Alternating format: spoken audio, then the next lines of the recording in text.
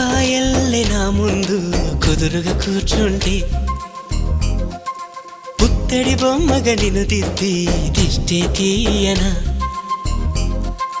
పిల్లాడల్లే అల్లడిగా పరుగులు తీస్తుంటే కళ్ళను మూసి నలుగెట్టి లాలలు పోయనా నువ్వు నడిచి అలసిపోతుంటే అరచేతుల నిన్ను మోసేను నువ్వు కథలు చెప్పమని అంటే మన కథనే వినిపిస్తాను ఏ చింత లేదంటూ నీ చింతనుంటే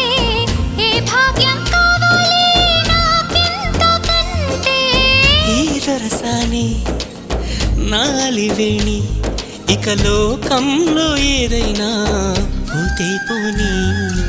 ఏం చేసావు నా ప్రాణం ఏదేమైనా జీవితమే